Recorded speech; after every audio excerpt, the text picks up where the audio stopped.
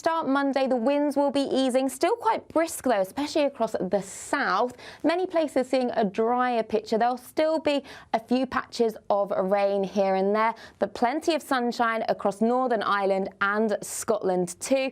Here, still a cold feeling day, but further towards the south, highs of 8 or 9 degrees. Bye-bye. Heavy showers first thing will be followed by a warm, cosy day.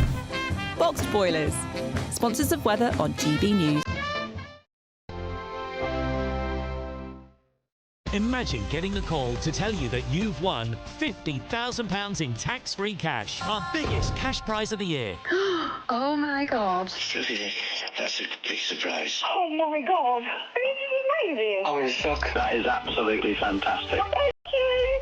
For another chance to win, text cash to 63232.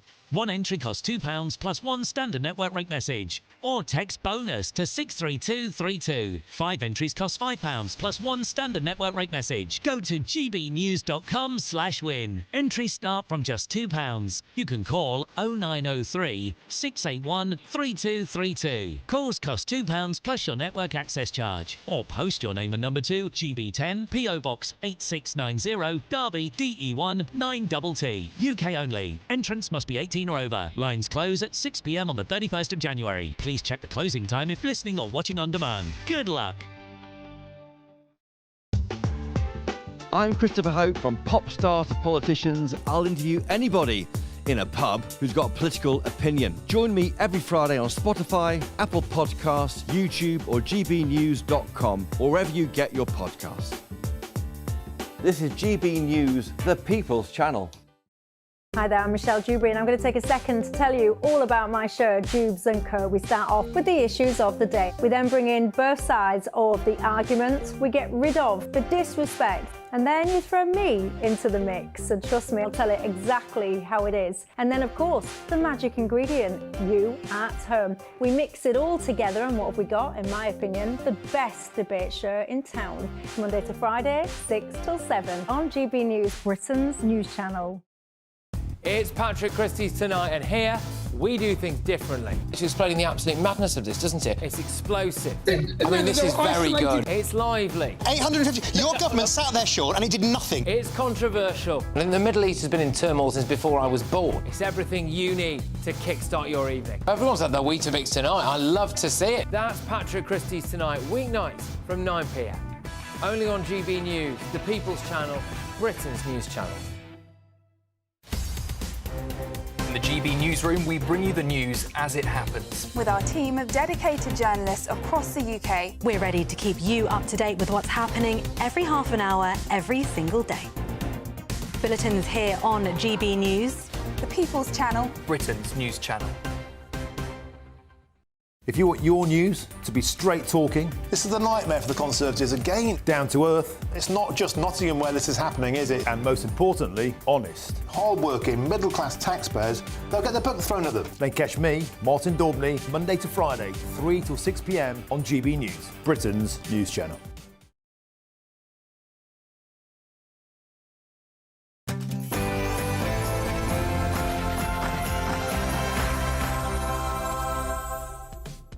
Good morning and a very happy second Sunday of Advent to you. This is a time when we reflect on John the Baptist, who prepared the way for Jesus Christ dwelling in the wilderness, feasting on locusts and honey. Some of what I'll offer you today may be indigestible politics, but there will certainly be sweet moments too. So I look forward to your company for 2 hours on Sunday with Michael Portillo, with an offering of ethics, art, culture, cocktails and cuisine. The Prime Minister, Sir Keir Starmer, in a relaunch of his government, offered us 5 missions, 6 milestones and a few targets. Although the growth mission rests on 7 pillars, not of wisdom, I fear, there was no repetition of the commitment made during the election campaign to achieving the fastest economic growth amongst the G7 economies. Immigration and defence didn't receive a mention. I'll ask my panel for reactions. Earlier this week, I had the honour of visiting the King's Gallery at Buckingham Palace to explore the new exhibition called Drawing the Italian Renaissance. I'll bring you my report, which highlights some stunning works on paper by Leonardo da Vinci, Michelangelo and Raphael, amongst many other Italian artists of genius. During a debate at the Oxford Union on a motion denouncing Israel as genocidal that was carried by a crushing majority, one speaker described the October 7th Hamas murders, rapes and kidnaps as heroism.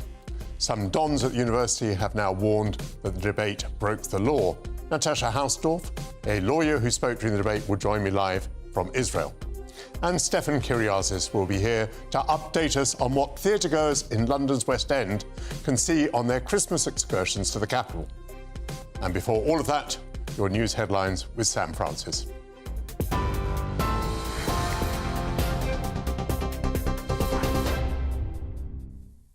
Very good morning to you. It's just after 11 o'clock. The top story this morning, well, we'll start with weather news, and strong winds are continuing to batter the UK today, following Storm Dara, which left, sadly, 2 men dead and thousands without power across the country. A yellow weather warning remains in place for gusts of up to 70 miles expected in many coastal areas, risking more power cuts and travel chaos. The storm, which saw a rare red warning on Saturday, brought winds of up to 93 miles an hour, leaving some 250,000 homes without electricity. Flooding is now a major concern, with over 200 warnings and alerts issued across England, Wales and in Scotland. And train travel and roads are also heavily disrupted, with speed restrictions and closures, including the Severn Bridge, until midday today. The UK has welcomed reports of the Assad regime's collapse in Syria. That's after rebels seized Damascus overnight, forcing the President Bashar Assad to flee. Deputy Prime Minister Angela Rayner called the situation fast-moving, emphasising the need for stability and a UN-led political resolution. She confirmed the Foreign Office had been evacuating British nationals ahead of the offensive, though exact numbers remain unclear. Well, Rayner has described Assad's rule as harmful to Syrians and the region, saying dictatorship and terrorism must be replaced by a government that serves the people. The SNP is on course for a pro-independence majority at Holyrood, according to a new poll in the Sunday Times today. The survey puts support for the SNP at 37% for constituency votes and 32% on the regional list, with backing for independence of 54%. That's the highest in 4 years. Analysis by Sir John Curtis suggests the SNP would win 59 seats, with Labour at 20 and the Conservatives on 19, leaving pro-independence majority of 3 seats. Labour's support has fallen 9 points since August, with votes shifting to both the SNP and to Reform UK. Sir John Curtis blamed the decline on the Prime Minister's unpopularity, with his approval rating now at -32 in Scotland. The UK exported over 8,000 tonnes of banned pesticides in 2023, including enough bee-killing chemicals to spray an area bigger than England. That's according to an investigation by Greenpeace, revealing that 98% of the exports were linked to Syngenta, which manufactures the pesticides in Huddersfield. Campaigners say toxic products like Diquat, banned in the UK since 2018, are also being sold to countries with weaker regulations, fueling health and environmental risks. The government insists it requires importing countries' consent with compliances for global standards, but critics are calling for a total export ban to align with European restrictions.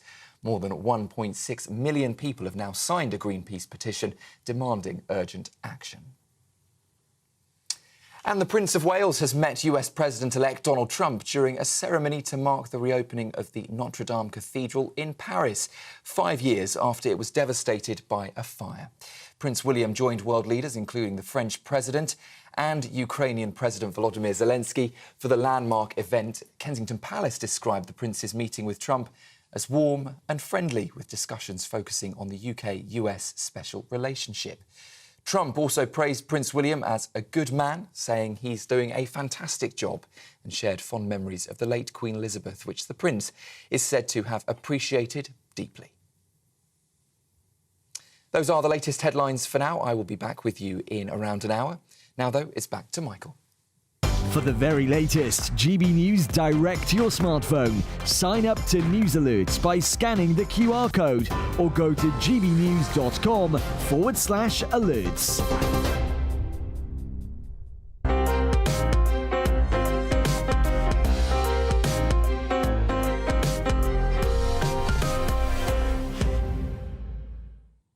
Thank you very much, Sam Francis.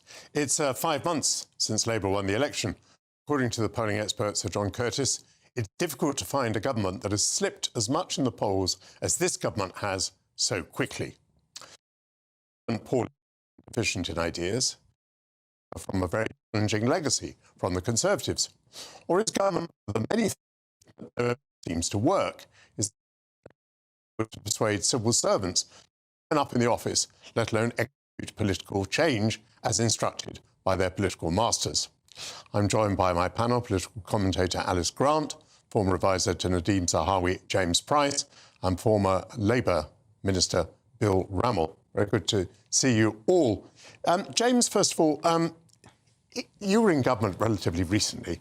Is it necessary, is it good practice to have these relaunches, to have all these targets and pillars and missions that can so easily be parodies, as we're all enjoying doing at the moment?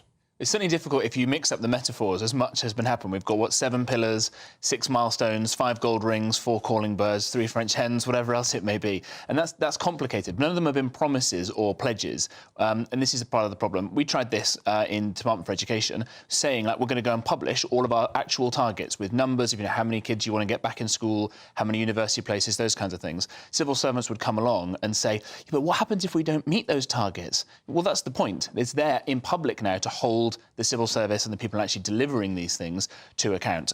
It's a weakness if you feel that you have to put these things out there, though, and use the press and all of these sorts of organs of government and all these different milestones and all the rest of it in order to get these things done. I think it shows a lack of confidence in the delivery capability of the civil service.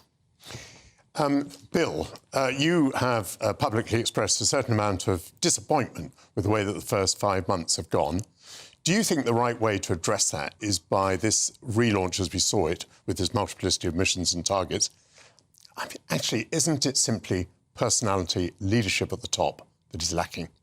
No, I don't agree with that, Michael. I think Keir is the right Prime Minister. I think he has the ability to lead the government forward. But I think it's about pace and urgency to some extent. I think we should have had an emergency budget immediately after the general election. I think this plan for change should have come in early September to give that sense of momentum. But more than that, we need a narrative. When I was in government, Tony Blair was brilliant at explaining every week what the government was doing, why it was doing it, and where it was leading to. And I think pulling all that together is the bit that's missing at the moment. But, if you look at the ingredients of the plan for change, house building, cutting NHS waiting lists, improving living standards, it's the right agenda. And I do think as we start delivering on that, the fortunes will change. And we should never forget the right is split politically today in the way that the left was split when you were in government, Michael, in the 1980s. And the Tories massively benefited from that then. I think Labour will benefit now. An interesting answer in which you said there was no problem with the Prime Minister, but immediately started talking about Tony Blair. Alice, have you retained anything from the relaunch this week? You know, the 7... I mean, I'm sure you can recite the 7 pillars and the 5 missions. And has any of it stuck in your mind? Not at all. I think that Keir Starmer is an insipid leader. I think everyone knows that. I think he lacks vision. And talking about crafting narrative, it's obviously important. You can't just simply blame the previous government for all the woes that our country faces. And I think this is exacerbated by the fact that he doesn't have a strong plan. And at the moment, all that we've seen so far is further harm done to our nation. I mean, think about the way that they are punishing and betraying our agricultural communities with the farmers' inheritance tax, the way that there's a clear plan, an imminent plan to tax everyone but quote-unquote working people, which I think, firstly, is sort of recalling these class divisions which Labour seem to rely on to try to enforce their own agenda, but is also quite concerning because that means everyone who has a pension, everyone who has assets, everyone who has shares, is going to be liable for tax hikes, which is something they promised time and time again in the run-up to the election they wouldn't do, but now they're going to have to do it. And it just seems to me like a very poorly run government, and I don't think they're getting out of this. I don't think they will win the next election. James, quite briefly, we've got only a short moment for this first part of the panel discussion. Do you feel that Labour, do you feel that Keir Starmer is better off at the end of the week, having had this relaunch, having also had, by the way, the speech on foreign policy, than the government was and Keir Starmer was before all that? I think so. I think it puts. You think he is better off? I think a little bit, because I think it shows the public that he's realised that things aren't going well, rather than just kind of pretending that everything is fine. And there's been some of the language in there saying people in the civil service who are comfortable in the tepid bathwater of mediocrity, something like that, putting the civil service on notice. Now, if they don't then do anything about it, he's upset all of the people who are going to deliver these things for no benefit. But if this means there's going to be some tangible change in the mechanism of government and he actually gets some things done, then that would be good for him. Very good. Well, panel, we'll have you back very shortly. We're going to be talking about an ethical issue, which is, how we're going to settle the issue in Ukraine. Alice Grant, James Price and Bill Rummel, they'll be back shortly. Coming up, I'll bring you my special report from Buckingham Palace, where I immersed myself in the King's Gallery to explore the latest art exhibition, Drawing the Italian Renaissance. That's next. This is Sunday with Michael Portillo, only on GB News. GB News Breakfast, every day from 6 a.m. Small mouthful of David Walliams now and what he's revealing, what he's talking about. Josh, where do you think this goes? Because there is a lot of speculation about David, who he is, what he is. Where do you think this takes us now? Oh, I think he's an absolute sweetheart. I mean, it was such a joy to spend as much time with him as I did. And the where it takes us is simply that I think we're growing out of, I suppose, the fairly infantile idea that we might have had about gender and sexuality, especially over the past sort of 5 to 10 to 15 years, where the culture wars have gotten so hot that it's become very, very difficult to talk about any of these issues sensibly without feeling like you're going to get pilloried or attacked from either side. And so Uncomfortable Conversations is a show where we try to have those conversations sort of heedless of treading on eggshells or triggering. And do you think, Josh, that these conversations will become less uncomfortable when you get people like Walliams talking about it and who he is and where he's going, and therefore more acceptable for other people to open up and say, I don't know who I am or what I am, but I know I'm different? That would be my hope. Look, I'm married to a guy, so I have sort of bona fides on the gay card, and I always felt that it was somewhat of a caricature the way the gay community or lobby, so to speak, insisted on a certain way of talking, a certain way of dressing, a certain way of voting, a certain way of dancing, that you can only be a good gay if you're wearing arseless chaps and straddling a giant inflatable penis while you're going down Oxford Street during Gay Pride. I always thought, can't we have a very big tent? And I think what David is doing here is being honest, being upfront, saying it doesn't mean I have to join a team, it doesn't mean I'm any different from the person you knew. GB News, the People's Channel. Mark Dolan tonight is your weekend dose of news, debate and entertainment. This sounds like a wild conspiracy theory. Don't miss My Big Opinion. Mark Meets at My Take at 10. Democracy is a funny old thing. And we don't do boring, not on my watch. I just won't have it. Let's go and get another glass of that bubbly. You've earned it. That's Mark Dolan tonight, Saturday and Sunday, 9 to 11, only on GB News, the People's Channel, Britain's news channel. Hi there, I'm Michelle Dewberry and I'm going to take a second to tell you all about my show, Jubes & Co. We start off with the issues of the day. We then bring in both sides of the argument. We get rid of the disrespect. And then you throw me into the mix. And trust me, I'll tell it exactly how it is. And then, of course, the magic ingredient, you at home. We mix it all together and what have we got, in my opinion, the best debate show in town. Monday to Friday, 6 till 7 on GB News, Britain's news channel.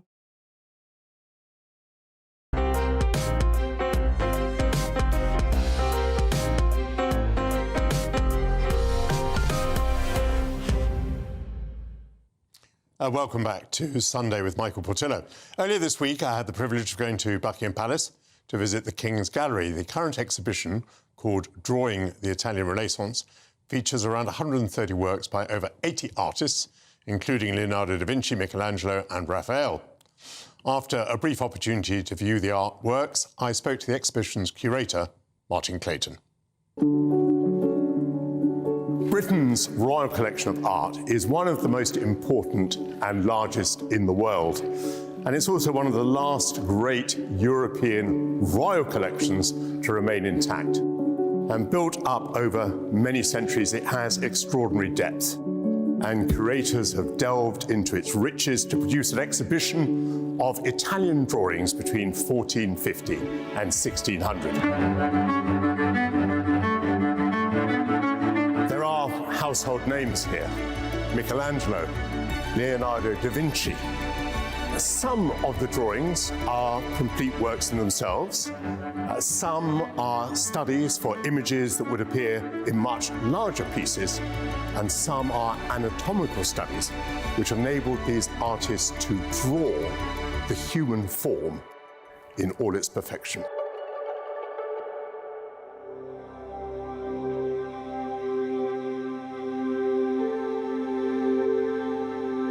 Martin Clayton, you have curated this splendid exhibition, which is very large and very high quality, covering 3 big rooms.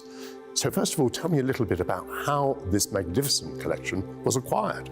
Well, we think that most of the Italian Renaissance drawings in the Royal Collection were acquired by King Charles II in the 17th century. The documentation is very sparse on this, but something like 2,000 Italian drawings came into the collection at that time from a range of sources. Now, we don't know the king's motivations at that time. There's almost no documentation about it. But physical evidence on some of the drawings shows that the great majority were acquired at that time. It includes a wonderful group of drawings by Leonardo da Vinci, for example, but also drawings by Raphael, Michelangelo, Parmigianino, and so on. It was one of the great collections of Europe at the time. Well, the art collection remains one of the great collections, so the question is, why did you decide to exhibit drawings? Well, we tried to exhibit a wide range of the Royal Collection in special exhibitions at the King's Gallery, and of course the problem with drawings is that they can't be on permanent display. Light damages paper, fades pigments, and so on. We can only make drawings like this available in temporary exhibitions that show the drawings in a focused way for a short period. This is the same with any major collection of works on paper. And the Italian Renaissance drawings are obviously one of the highlights of the Royal Collection. So we thought we would arrange an exhibition that showed not just the highlights, but the full range of the collection. Some drawings that people will never have seen before. There are 30 drawings that have never been exhibited ever, but also some of the highlights of the show by the likes of Michelangelo and Leonardo. 1450 to 1600, this is presumably a period where drawing is taking a great leap forward, is it? It is. Around the middle of the 15th century, you have the book printing revolution, starting from Germany with Johannes Gutenberg in the 1450s, but spreading out very rapidly across Europe. This drives a demand for paper, for printing books, and so paper mills are springing up across Europe, and paper suddenly becomes much more available and much less expensive. And artists then can use drawing as an experimental means of developing compositions, drawing figures from the life. If a drawing doesn't work out, screw the paper up, throw it away, and it doesn't matter. Drawing becomes something which is a staple of workshop practice for every artist in Europe. But the sophistication, the skill of these artists, that is moving forward in this period. It is, because drawing becomes the basis of workshop training. That every artist would be apprenticed at about the age of 8, and they would draw and draw and draw for years before they were ever allowed anywhere near a painting. And so every artist with any basic skill at the time is a fantastic draftsman, and that's what we see in this exhibition. And one of the things that they're doing in this period is studying anatomy. And you've got some examples, have you not, of Leonardo looking at human anatomy? Yes. So this is one of the drawings that Leonardo made around 1510. He's in his late 50s and is now working in the University of Pavia to the south of Milan in the medical school, dissecting human corpses. And we think he dissected around 20 corpses in that winter, with the aim of compiling and publishing an illustrated treatise on human anatomy. And this is one of the exquisite drawings that he made as a result of his dissections. You can see a human figure as if alive, but with the skin flayed away to show the muscles below the surface, from the neck right down to the ankle, but surrounded by Leonardo's very distinctive left-handed mirror writing. He writes in perfect mirror image when he's making his own notes, describing the function of the muscles, how to depict the muscles, and what he needs to do next. So this is very much a working sheet. It's not the final version of his studies towards anatomy. Had he published this material, it would have been the most important book on human anatomy ever published. But Leonardo was such a perfectionist He wanted to go deeper and deeper and deeper and find fundamental causes. And so his work was never published. It remained essentially unknown until around 1900, when these drawings were first brought to public attention. And it's one of the most remarkable episodes of Renaissance science. That is absolutely amazing. So was he very unusual in showing this degree of interest in human anatomy? He wasn't unusual in wanting to understand anatomy. Many artists wanted to understand how the limbs moved, how the figure looked when it was tensed and muscular. But Leonardo was unique in going so deep into the body, wanting to understand the nerves and embryology and much more than just the bones and the muscles. We have another drawing by Michelangelo in the exhibition, who also dissected human corpses, but that's just the bones and the muscles. Leonardo goes much deeper, right from the start of his anatomical investigations. And do we then see these anatomical studies reflected in the paintings of Leonardo? Some artists, yes, but Leonardo, strangely, no. You find at the end of his life, he diverges, and the art and the science are two very distinct activities. So rather than bringing his anatomical knowledge into his paintings, which can frankly be a little bit rubbery towards the end of his life, the anatomical knowledge is clearly in a separate category, if you like, from his painting. Superb. What would you like to show me next? A Fra Angelico head, I think. Excellent.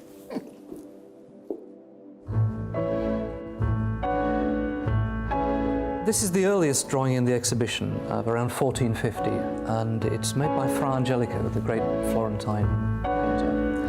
And we think it's a study for the head of St. Lawrence in a series of frescoes that he painted in the Vatican.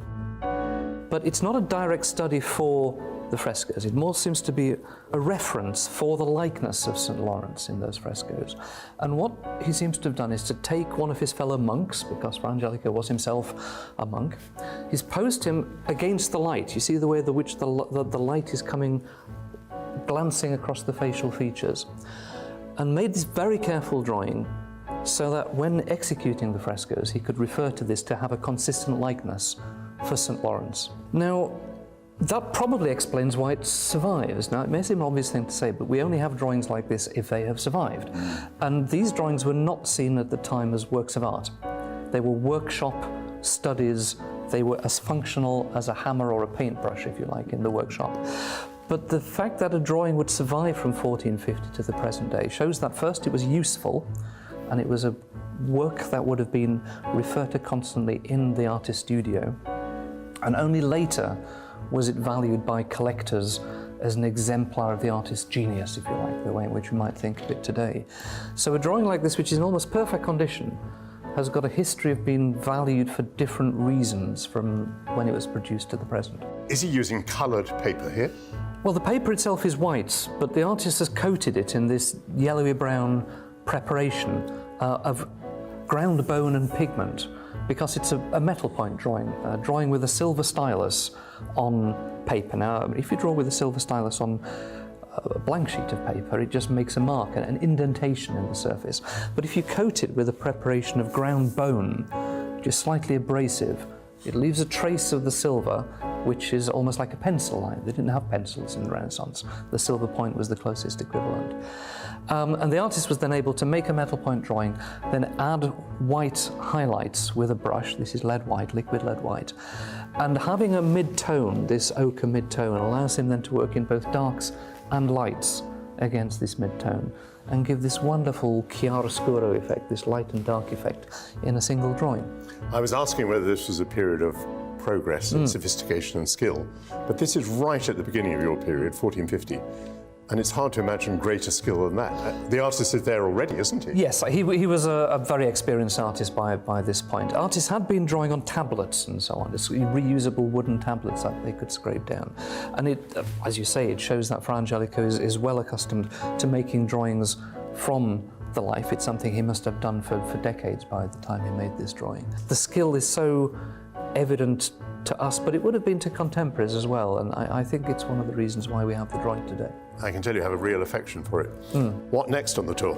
This is a working drawing, but I'd like to show you the largest working drawing in the exhibition, a so-called cartoon, but not a funny cartoon. So this is what we call a cartoon. It's from the Italian cartone, just meaning a large sheet of paper. The humorous meaning came only in the 19th century. And it's a full-scale preparatory drawing for an altarpiece, the Madonna and Child, and it's a type of drawing that survives only rarely today. Full scale, you can see it's got a squared grid finely drawn on it for transfer onto the altarpiece.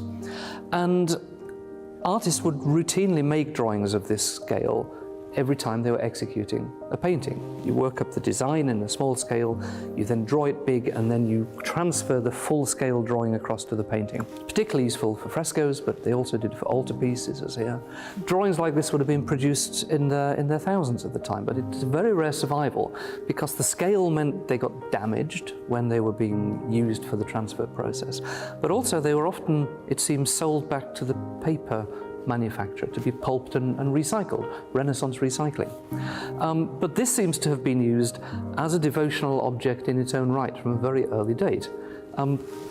It was backed with really poor quality canvas. You can see it's in pretty much terrible condition, damaged by light, by insects, by abrasion, by water. It must have been framed and hung for people to use as a devotional object to the Madonna and Child from an early date. And that's why it survives, that it was used in that way. It's been conserved for the exhibition. It's the first time it's ever been exhibited, and so people can now enjoy it. How did the artist achieve this? What's the means? Well, there are 4 separate sheets of paper that have been pasted together. You can see the joins here because paper wasn't made this size in the Renaissance. He's then worked it with black chalk, then with a wash with a brush of dark ink, and then white highlights drawn in the tops of the drapery and on the Madonna and Child's face and so on. The squaring is then in both red chalk, where the paper is white, but then white chalk where the ink is dark, so he's able to see the contrast against the drawing itself. It's a wonderfully practical way of producing a drawing. And in many ways, that's what this exhibition is about, how drawing was used as a practical workshop device to get from the artist's head onto paper, onto canvas or panel, whatever it may be. It's bizarre for artists of the period to think that we would now be hanging these drawings in an art gallery. That's not how these drawings were conceived. They were just working tools, and to mount them and frame them and hang them in an art gallery would have been baffling to the artists of the day. Well, what have you learnt putting together this exhibition? I've learnt a greater appreciation of the huge variety of drawing at the time. We tend to think of drawing, I think, often as being just black lines on white paper, but the range of colours that you can see in this exhibition is extraordinary. The range of ways in which artists used quite a limited number of different materials. You've got pen and ink, chalk, metal point, that's about it. But they could use those simple materials to create a great range of different effects, different types of drawing, different functions of drawing, and I've got a greater appreciation of the fundamental role that drawing had in the Renaissance from pulling this exhibition together. And you've sought to engage the public with drawing. Yes, I wanted to show that drawing is as vibrant today as it was then. We've engaged 3 artists in residence who were drawing in the gallery during public opening, making their own versions of the drawings, drawing the public, engaging with the exhibition, and their works will form part of a small display at the entrance to the exhibition. But we've also provided drawing materials, so if visitors to the exhibition are inspired by what they see, they can pick up paper and pencil and make drawings themselves. We're very much encouraging that. Martin, thank you very much indeed. Thank you. As I've toured this exhibition, the word that has stuck in my mind is genius. It's really hard to believe that any human being could be this talented, that anyone could draw so accurately and so movingly. As you go around the exhibition, you are left in a sense of wonder, and the heart sings.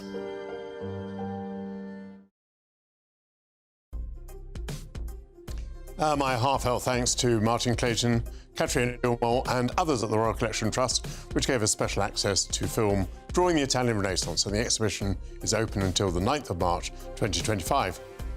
Coming up, an Oxford Union debate on a motion accusing Israel of genocide may have broken the law.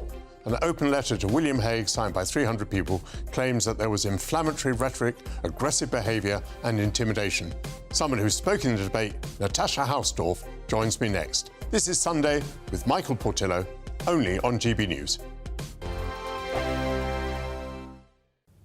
Morning. Here's your latest GB News weather forecast from the Met Office. The worst of Storm Dara is now clearing away, but nonetheless it is still going to be a windy day for many of us. The winds won't be as disruptive as yesterday, but there will still be some strong winds around. There will also be quite a bit of wet weather, particularly towards eastern, southeastern parts of England. Some outbreaks of rain could be on the heavy side. A drier story further west, some sunshine breaking through, but all the time we do need to be aware that the winds could still be a little bit disruptive for some of us. So with that then, whilst temperatures will be around average for the time of year, when you factor in those strong gusty winds, it's going to feel several degrees colder. As we head through into this evening, and there could still be a few showery outbreaks of rain around some coastal parts of Scotland, mainly towards the east and southeast. Further north and west, likely to be generally dry, and with some clear skies through the evening, a touch of frost developing quite quickly overnight. Clear skies likely through the evening across parts of Northern Ireland too. Meanwhile, across parts of northern England, a cloudier story. Some outbreaks of rain pushing in, and then a bit of a west-east split across central southern parts of England and Wales. Driest and clearest towards the west, staying pretty cloudy with further outbreaks of rain towards the east. Overnight there will still be some more outbreaks of rain, though they will be fizzling out a little bit. It will really just be mainly across the far southeast where we continue to see rain through much of the night. Elsewhere largely dry with clearer skies towards the northwest, and here temperatures are going to drop lowest. A touch of frost is quite likely, even some patches of fog perhaps, but elsewhere a bit milder first thing tomorrow morning. As we go through tomorrow itself, then high pressure is building, and that's going to calm our weather down quite markedly through the beginning of next week. And with that then, there'll be a lot of dry weather around, still some outbreaks of rain, mainly towards the southeast, and a few drizzly spots perhaps elsewhere. The best of the sunshine will be across parts of Scotland and Northern Ireland, and whilst temperatures will be similar to today, with lighter winds, it'll feel less cold. Bye-bye. Join me, Nana Akwe, for an informative, interactive news programme with a difference. It's fun. No, he didn't say that, Dave. I'm so surprised. I think there's an element of truth to that. Join me from 3 p.m. every weekend, only on GB News, Britain's news channel. This is Britain's Newsroom, where your voice matters. It's just astonishing. With expert analysis and honest opinion, we don't just keep you informed. We bring you unique perspectives you won't see anywhere else. Can't argue with any of that. When the news happens, it happens here. On Britain's Newsroom, weekdays from 9:30 a.m. Only on GB News. If you want your news to be straight talking, This is a nightmare for the Conservatives again. down to earth, It's not just Nottingham where this is happening, is it? and most importantly, honest, Hard-working, middle-class taxpayers, they'll get the book thrown at them. then catch me, Martin Daubney, Monday to Friday, 3 till 6 p.m. on GB News, Britain's news channel.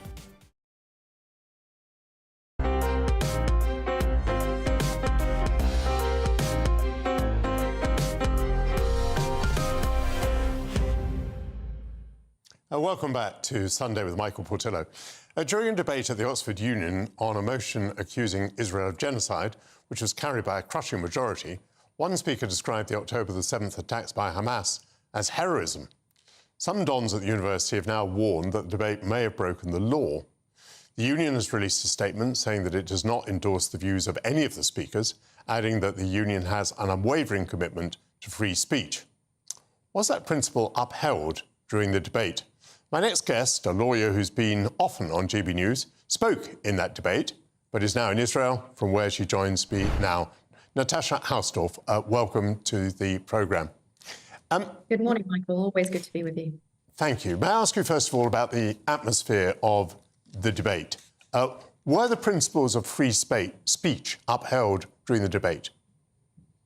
I'm afraid not. And frankly, that statement you just referenced from the Oxford Union is laughable. Not only were we, the speakers, informed that some students had been prevented from accessing the debating chamber, but quite a bit before the debate was due to take place, we were also told that most Jewish students at the university, even union members, were far too intimidated to attend the debate. And as we walked into the chamber to shouts and jeers, it was perfectly clear that the chamber itself had been stacked.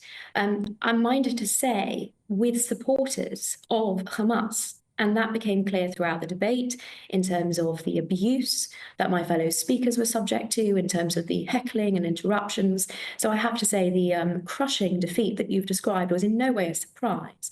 But I think it was very important that I and my fellow speakers were there to call out the falsehoods and really to shine a light on this shocking display where it seemed that the Muslim Brotherhood had in effect taken over the Oxford Union, one of the most illustrious institutions in the United Kingdom, or perhaps previously so.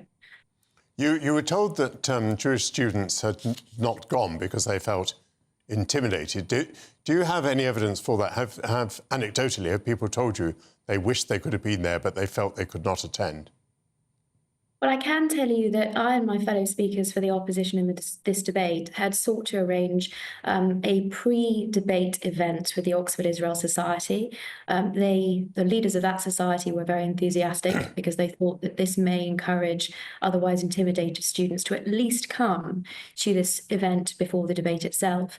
And departing from usual practice, the union in fact refused to allow this student society to book a venue, a room at the union for this purpose. That in and of itself is not perhaps sufficient to indicate the nature of the president's approach to these issues, but taken together with the fact that every attempt was made to no platform the Arab speakers on my team, most importantly, Mossab Hassan Youssef, the son of a Hamas leader who has written a book, The Green Prince, and spoken extensively about his own experiences in the West Bank, and has spoken out very forcefully against the oppressive practices of Hamas as an organization, and also an Israeli Arab speaker, Yosef Haddad, both of whom, not only before the debate was there an attempt to no platform them, but in fact, Yosef Haddad was ejected from the chamber, and Mossab was ordered by the president out of the chamber in the middle of his speech. So this atmosphere of intimidation, of stacking the deck, has been palpable before the debate in the context of the additional event that we sought to organise, and in the course of the debate itself. It is deeply, deeply shocking how far it is that the Oxford Union has fallen. You said that you and your fellow speakers were heckled. I think that's not uncommon, probably, at the Oxford Union. But I think you said abusively heckled. Did you hear particular things said that were abusive and potentially against the law? Well, there are a few points to make here. Certainly the first speaker on the opposition, Jonathan Sasha-Doty, a Jewish journalist, son of Holocaust survivors, was personally abused in English, and that has been the subject of some of the media reports. The Arab speakers on my team, Mossab and Joseph, were abused viciously in Arabic. It only became apparent to me the content of that particular abuse, not being an Arabic speaker myself, after the debate, that they were called traitors, collaborators. In fact, Mossab confided in me that the nature of that abuse and the threats that were being made to them gave him flashbacks to the time that he was targeted for being a collaborator in the West Bank. So that was deeply shocking, I think, to both of them. They hadn't anticipated that level of abuse in Arabic at the Oxford Union, but also, I'm afraid, reflective of the way that the audience had been stacked for this debate. But your reference to support for terrorism is perhaps the most troubling aspect of this entire episode.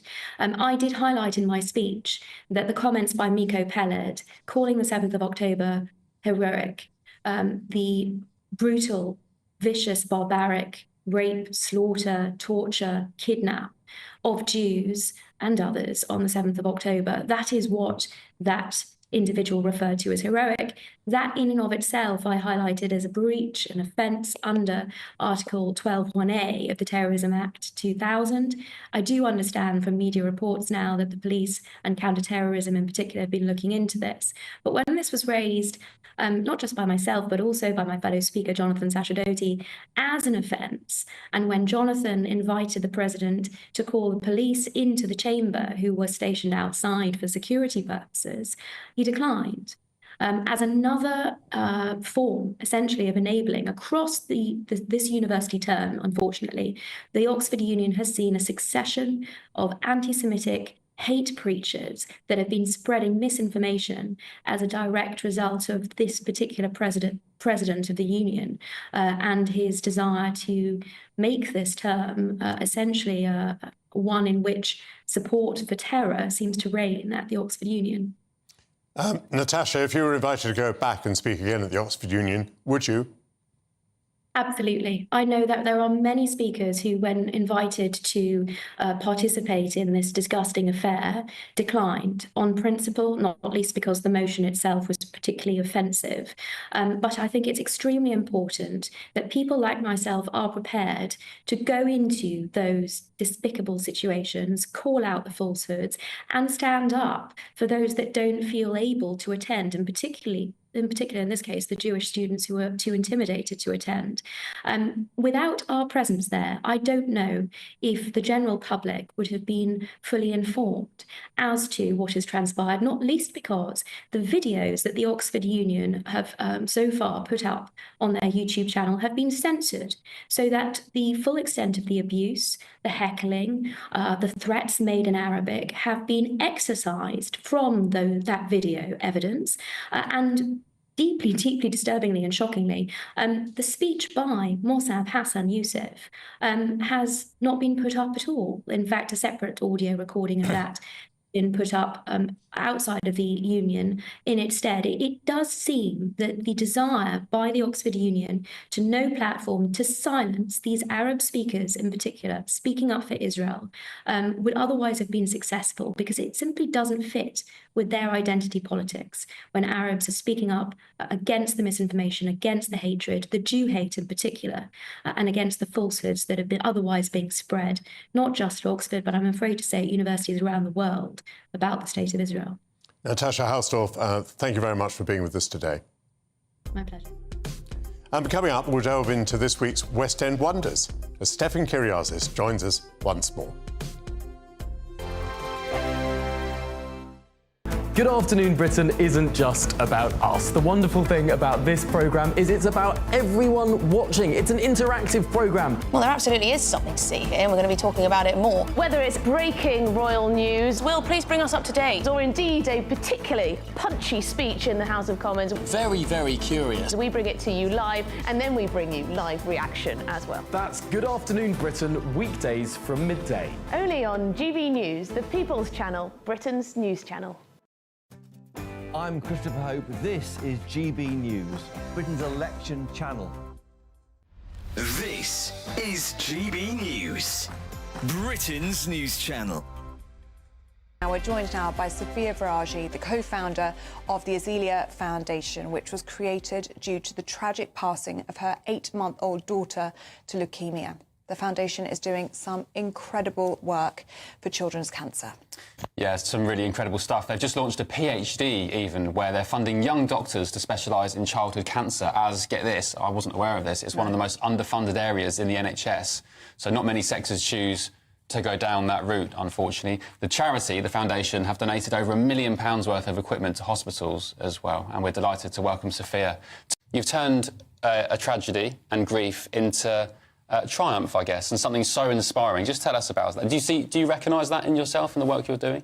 Yeah, I'm here to always honour my daughter and to always continue her name, her legacy, and to support all of these other children fighting against childhood cancer. It was all over social media. I mean, you were, at one point, probably one of the most famous families in this country because of Azealia and Azalia's fight.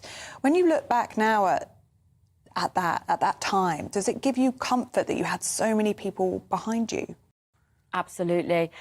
The community that we have got, the humanity that we've seen in the UK and all around the world, in fact, has really touched my heart, and that kindness, love and support has always been the backbone of carrying me through this, to give me hope, to give me belief, and it still inspires me and encourages me till today to continue to do that, to show that light, to show that courage and bravery. GB News, the People's Channel. Welcome to State of the Nation, daily plunge into the stories shaping our country. I'm Jacob Rees-Mogg, and Monday to Thursday we bring you the insights, the facts, the truth about how our country is being governed. Because what happens in Downing Street matters down your street. Tune in to State of the Nation every Monday to Thursday, 8 to 9 o'clock. Only on GB News, the People's Channel, Britain's news channel.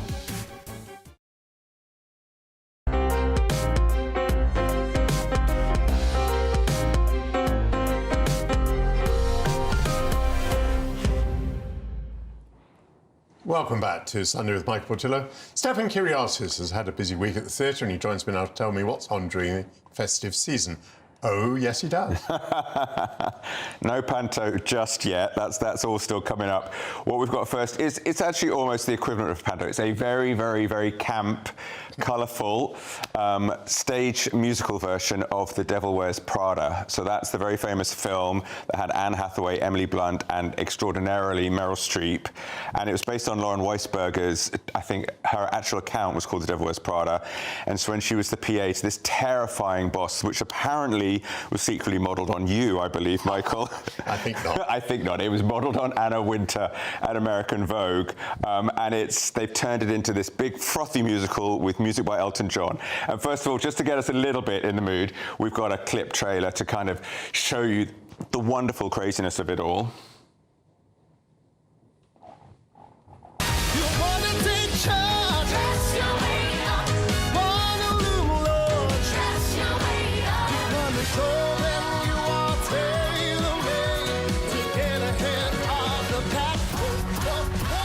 What if I don't want this life? Everybody wants to be us.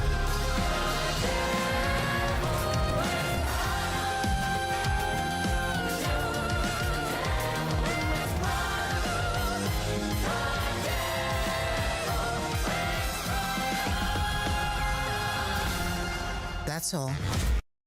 Gosh, that does look fun. Yes. So there's a very famous line at the end of the film where Emily Blunt's character tells Anne Hathaway's replacement, "You have very large shoes to fill," which is a little bit ominous. This show for me does not fill those shoes. It's fun. Elton John's music is kind of very honky-tonk, jolly, all kind of scene setting in the first half. Second half, everyone has these kind of introspective, sort of slightly balladeering moments. But the film, there's that famous cerulean blue belt scene where Andy, the character, played by Anne Hathaway, and on stage here by Georgie Buckland, sniffs and chuckles when they're trying to decide between two blue belts, and she just dismisses it all as nonsense. And you get this tirade from Miranda Priestley explaining how fashion filters down through culture, through art, and commerce and business, billions of dollars of business, to finally get down to the little bargain basement that you rummaged out and found your little ugly sweater from. But the whole point of it is that the film took the silliness and the superficial side, embraced it, but also really appreciated the serious business and the creativity of it all. This kind of sticks in the former, so it's fun and frothy and silly. I'm not alone in saying that the costumes, there's a moment, you saw that fabulous staircase and everything, that's the big kind of climactic ball scene. That was visually amazing, but for me it was a little bit more Drag Race than kind of Met Gala. It's all kind of costume camp, almost a little bit panto, and it's very entertaining, and the audience absolutely loved it. There were moments I loved, but I passionately love the film. I worked in fashion for 5 years at the high end of it, and I love a musical, and I love campness, so all of it should have worked for me, but it defangs all the bite, all the perception. Vanessa Williams is world class. She's glamorous and gorgeous. She looks $1 million. She sounds great. But that character, even in the film, even though it's ostensibly about the younger girls, that character was really, that's the one that everyone talks about, everybody remembers. And Meryl Streep brought that kind of icy bitterness to it, but glimpses of vulnerability, and this show just doesn't give Vanessa Williams any chance to do that. Does your lovely flower reflect your years in fashion or your love of campness? Both, absolutely. It's my love of showing off, Michael, basically. You've taken too long in this one. Time to move on. Okay, but where is that? It's on at the Dominion, and it's booking through till next October. Oof. So it's a big production. It is a big audience pleaser. So let's see how it goes. Right. Now the next one we've got is another adaptation of a famous book and then film, which is Benjamin Button, The Curious Case of. That is the absolute opposite. Where everything is big, this one is small and kind of folky. And again, we've got a little trailer of that to get you in the mood.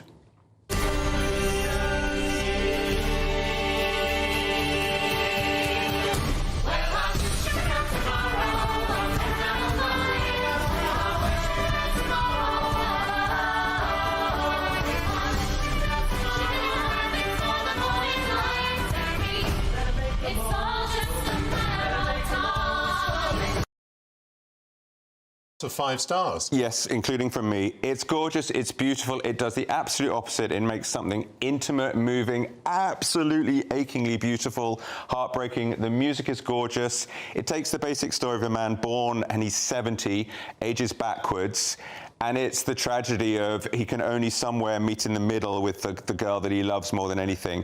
But they have a child, they have a life. It makes you think about life, about time and everything. Performances are glorious. The entire cast plays all the instruments on stage. The setting is atmospheric. It's set in a Cornish fishing village, lots of sea shanties. It's beautiful, beautiful, beautiful. There's a moon caught in the nets over above. I went home humming and dreaming, and that's how you adapt something. That's beautiful. That's on at the Ambassadors Theatre until February the 15th, and I thoroughly recommend it. It's a beautiful, beautiful show. And then to wrap up, please, we have got the gloriousness of the Royal Ballet, and we've got a little trailer here, again, that gives you a little glimpse of everything that's coming. Right.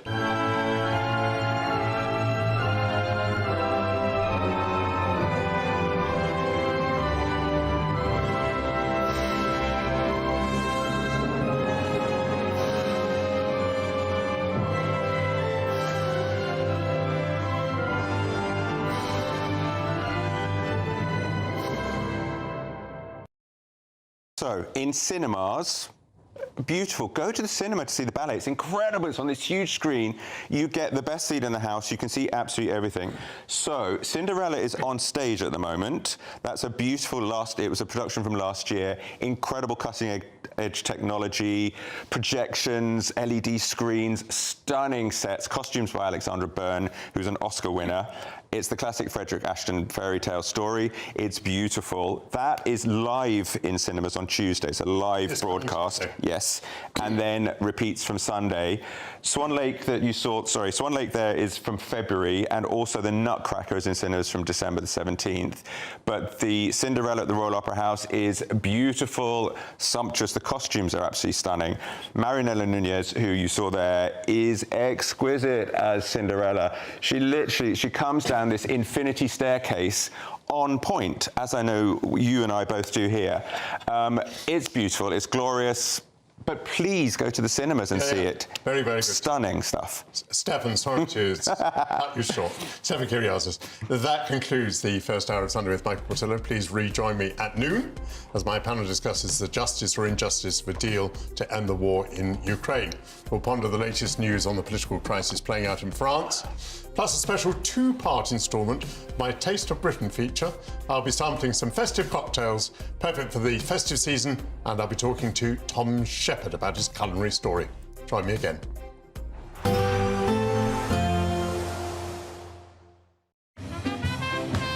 There will be a light breeze in the morning, leading to a warm front. Boxed heat pumps, sponsors of weather on GB News.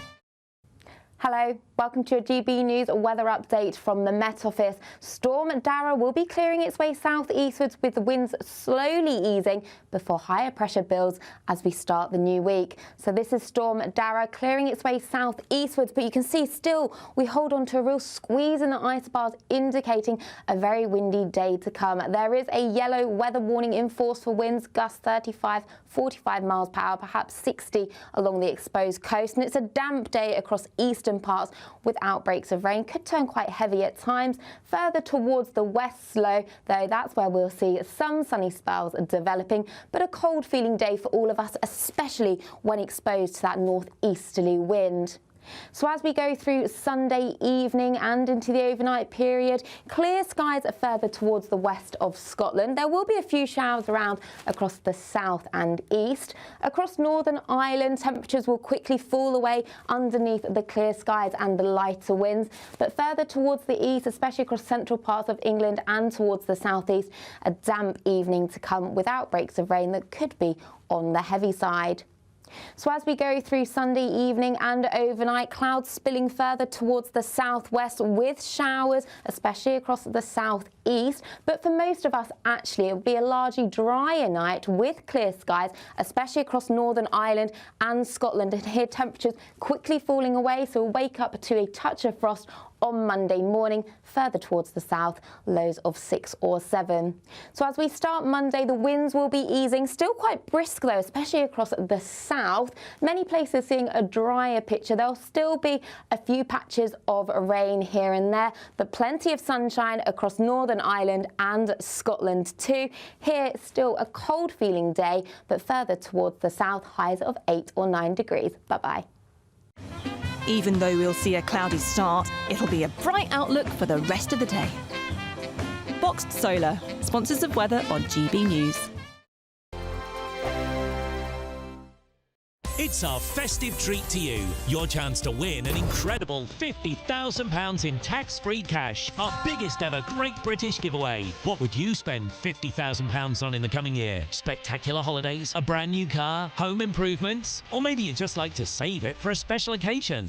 For another chance to win, text cash to 63232. One entry costs £2 plus one standard network rate message. Or text bonus to 63232. 5 entries cost £5 plus one standard network rate message. Go to gbnews.com/win. Entries start from just £2. You can call 0903 681 3232. Calls cost £2 plus your network access charge. Or post your name and number to GB10 PO Box 8690 Derby DE1 9TT. UK only. Entrance must be 18 or over. Lines close at 6 p.m. on the 31st of January. Please check the closing time if listening or watching on demand. Good luck.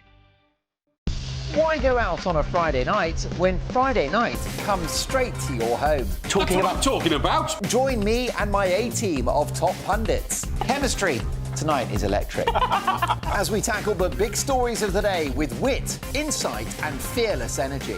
Man of the people. It's all vibe. Just a filing cabinet on wheels with a tie on. So, order in Friday Night Live with me, Mark Dolan, every Friday at 8, only on GB News, the People's Channel, Britain's news channel.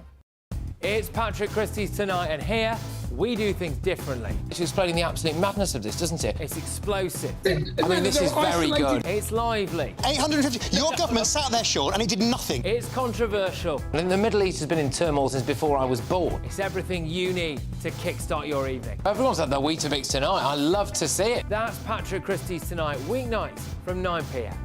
Only on GB News, the People's Channel, Britain's news channel. Every Saturday, 10 till 12, we'll bring you all of the news that you need to know. We'll also remind you that there is so much to smile about. It's my favourite time of the week. I get to relax, enjoy some light-hearted stories, and let Ellie teach me about fashion too. That's Saturday Morning Live, every Saturday, 10 till 12. Only on GB News, Britain's news channel. We're proud to be GB News, the People's Channel, and as you know, we always love to hear your views. Now, there's a new way of getting in touch with us at gbnews.com/yoursay. By commenting, you can be part of a live conversation and join our GB News community. You can even talk to me, Bev Turner, or any of the members of the GB News family. Nightmare commute. Kick it up a gear with GB News Radio. You can listen online and on DAB+ and on the GB News app. We're also on TuneIn and the Radio Player apps. From the school run to rush hour, get revved up with GB News Radio. We are the People's Channel, Britain's news channel.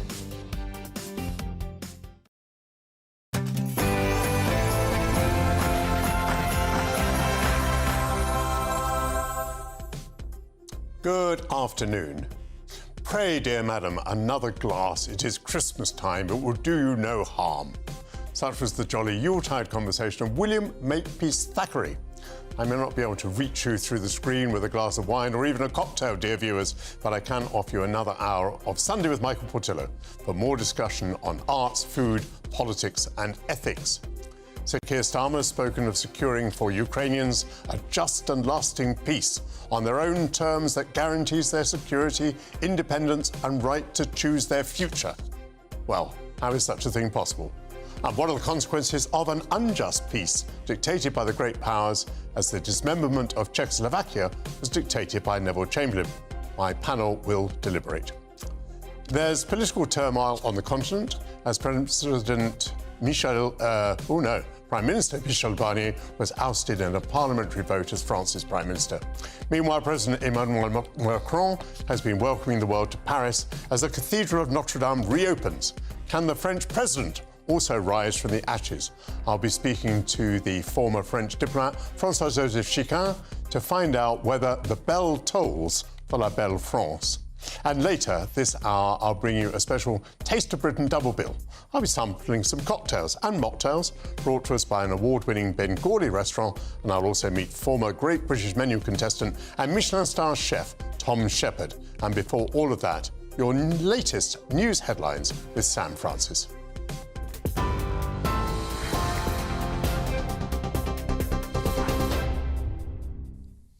Michael, thank you very much. The top story just after midday, while strong winds are battering the UK following Storm Dara, which sadly left 2 men dead and thousands without power today. A yellow weather warning remains in place with gusts of up to 70 miles an hour expected in coastal areas, risking more power cuts and travel chaos. The storm, which saw a rare red warning on Saturday, brought winds of up to 93 miles an hour, leaving 250,000 homes without electricity. Flooding is now a major concern, with over 200 warnings and alerts issued across England and Scotland and in Wales. Train travel and roads are also heavily disrupted, with speed restrictions in place and closures, including on the Severn Bridge. The UK has welcomed reports of the Assad regime's collapse in Syria after rebels seized Damascus overnight, forcing President Bashar Assad to flee.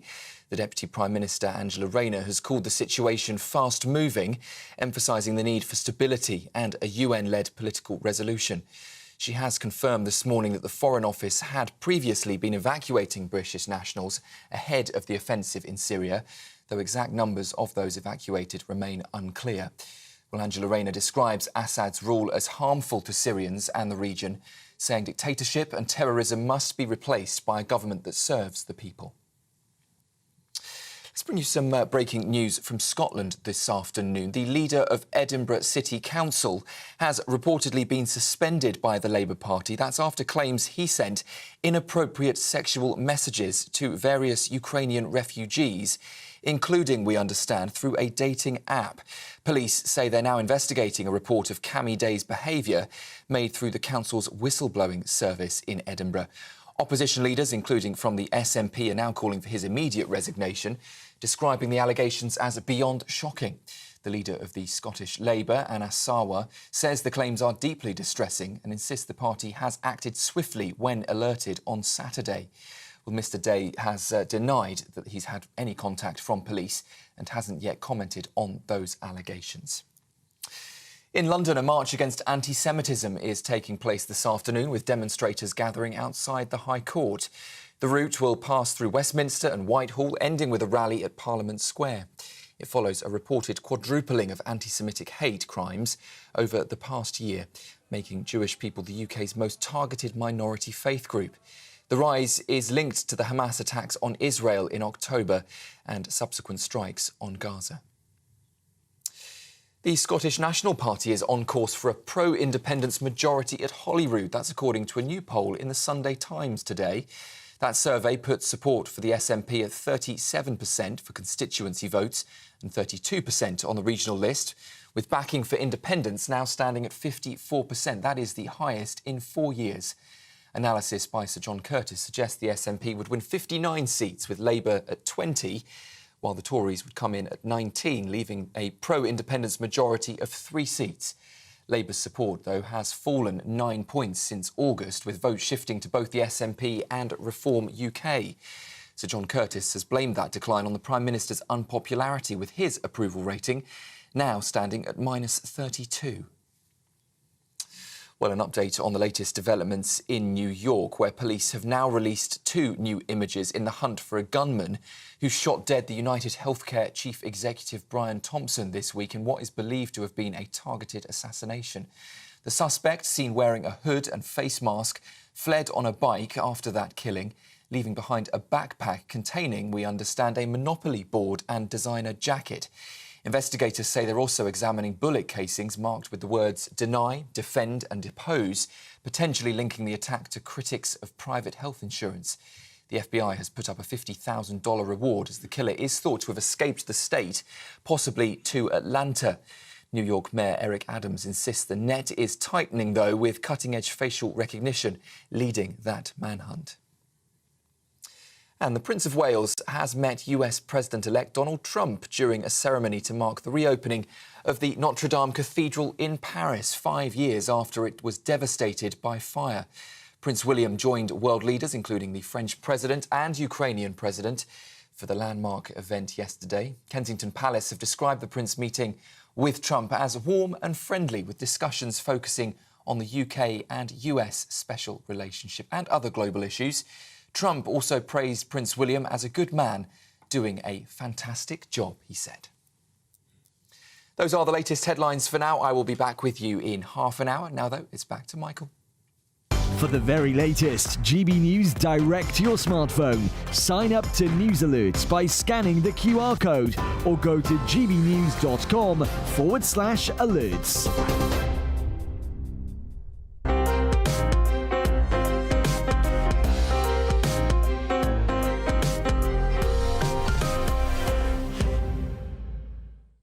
Yeah, thank you very much, Sam Francis.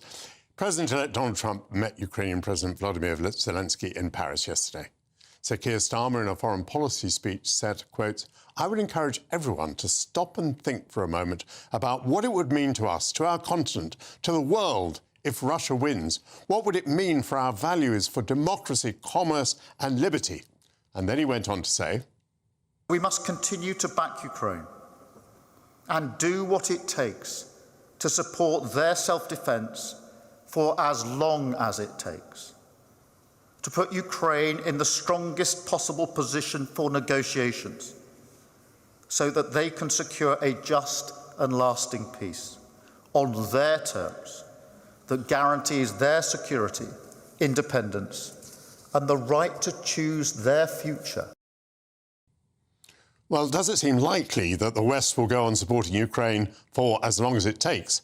Is a just peace in prospect, or rather a treaty that rewards the aggressor? Can we live with the echoes of Munich, or are we too decadent and self-absorbed to care about other people's, or even very much about our own security? I'm rejoined now by my panel, political commentator Alice Grant, former advisor to Nadine Zahawi, James Price, and former Labour Minister Bill Rammell. Bill indeed used to be a former Defence Minister.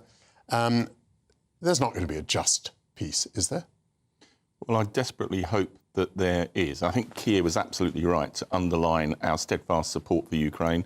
The UK has been at the forefront of trying to get Ukraine the ability to use Storm Shadow missiles to target assets within Russia. But I am fearful. I'm fearful, one, about how long European governments can maintain the support of their publics in defence of Ukraine. I'm fearful as well as to what Donald Trump will do when he takes the presidency. You know, he's talked about resolving this conflict within one day. There's a real risk that he throws Ukraine under the bus, and there is real echoes of Munich in 1938. And I also think part of what we're grappling here in maintaining Western support is the legacy of Iraq. Now, I'm still someone who believes, although it was flawed in execution, it was the right thing to do. But I think that experience has warded governments and publics off of taking the right actions in terms of defence and security.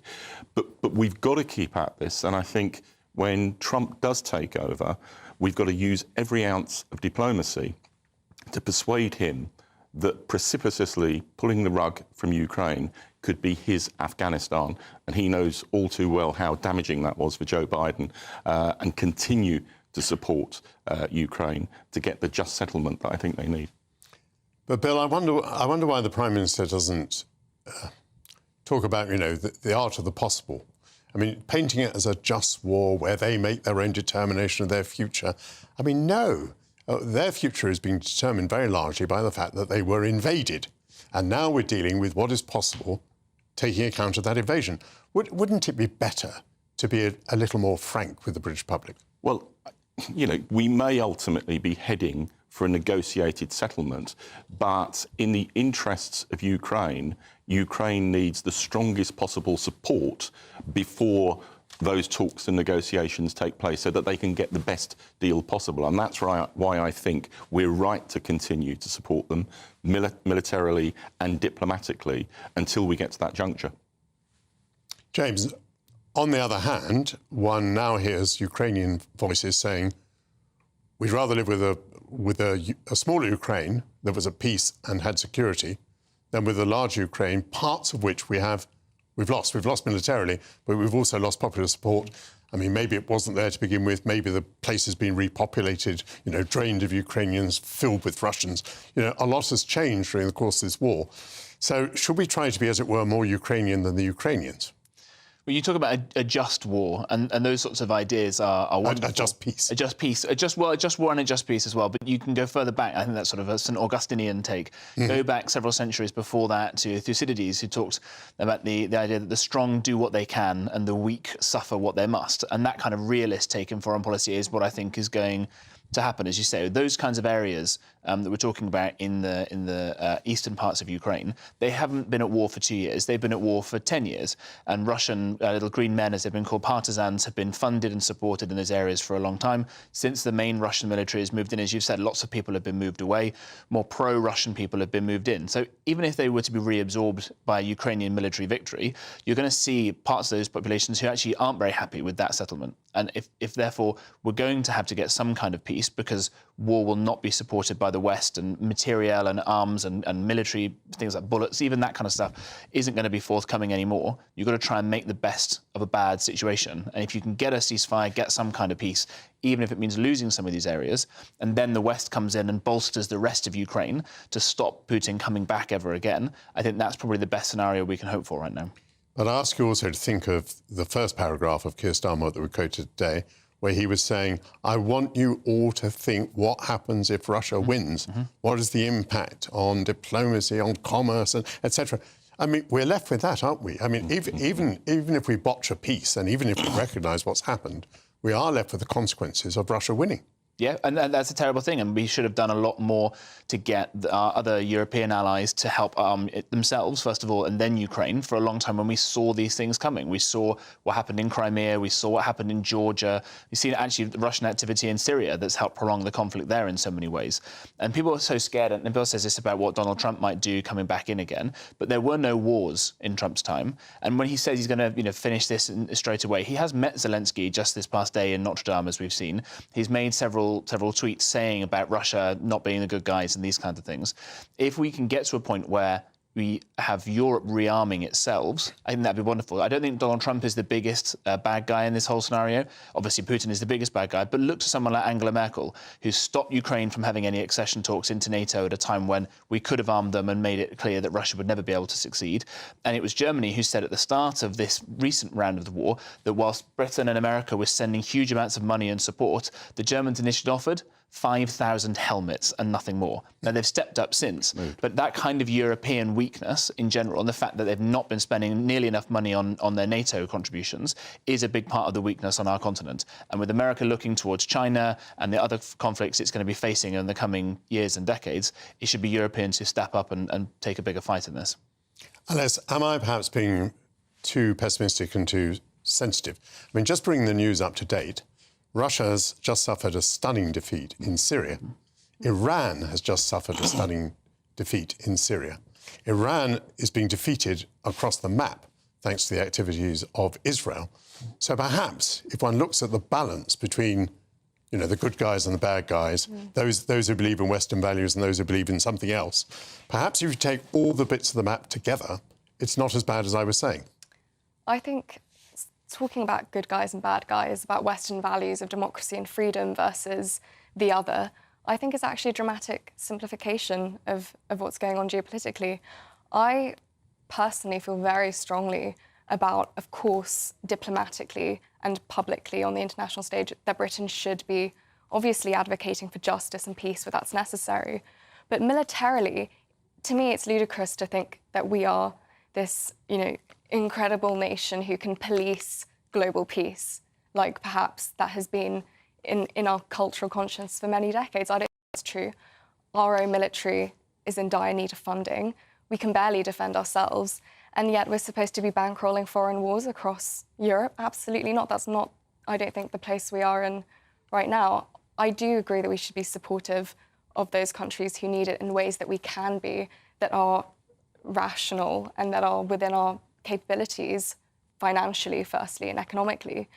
But we talk about democracy, and it's clear that our British public, I think I share the view with many of them that we simply can't afford to be constantly, having this idea of self-importance, that we can have an interventionist foreign policy. I think we must prioritise ourselves first. Charity starts at home. So it's not your view, or perhaps it is it your view that you'd like us to spend more on defence so that we can do a bit more international policing, we can do a bit more defending of democracy, or is it your view that we should just live as we are? We should recognise that we're a pretty second-rate power now, that we don't have much, that our military forces do not have a lot of reach, and we should just live with that? I think that history shows that having an interventionist foreign policy in areas across the globe doesn't usually end well for either the regions involved or domestically. So my take would be to simply focus on, yes, building up our defence, making sure that we are in a good place should there be war that involves us directly. But other than that, we can show diplomatic support. We can welcome refugees in, numbers which are manageable for our nation, considering we have a lot of crises on our hands in terms of our own border security. But other than that, do we really have a place in these schemes of grandeur and being able to, defend justice and democracy? I mean, it sounds obviously lovely, but practically speaking, I worry about the economic implications for the British public. Your position is clear. Bill Ramell, because you're a former Defence Minister, but rather briefly, if you would, what is your reaction to what has just happened in Syria? I welcome it at one level, because I think the Assad regime has been awful. It's been awful for Syrian people, and it's been destabilising within the Middle East. But I worry about what will follow. We're talking about an extreme Islamist group that has been the major player in ousting Assad. I think the Turks have had a role in backing some of the insurrectionist groups. Against that, the initial statement from the leader of HTS gives some grounds for comfort. He talks about respecting other cultures. He talks about he's not going to intervene on the government until there's been a transition. But there are real worries at the moment as well about what kind of stability and what kind of security will follow. Yeah. And actually, I don't think there's much more to say about the situation at the moment, because we are so much in ignorance. I thought about having a discussion about Syria, but I couldn't think that any of us was going to say much more than what you have said, Bill, which is good riddance to Assad, but my goodness, who knows what happens. But also, the West, the international community, had not predicted this. And it's massively transformed in 13 days. Mm-hmm. And one might say that the way in which Russia and Iran have been tied down by the wars in which they're involved have probably played a very important part in this. Thank you very much, Alice Grant, James Price, Bill Ramell. Coming up, there's political turmoil in France with the Prime Minister, Michel Barnier, ousted after a no-confidence vote. I'll speak to a former French diplomat, François-Joseph Chichan, to explain what's happening there. This is Sunday with Michael Portillo, only on GBNews.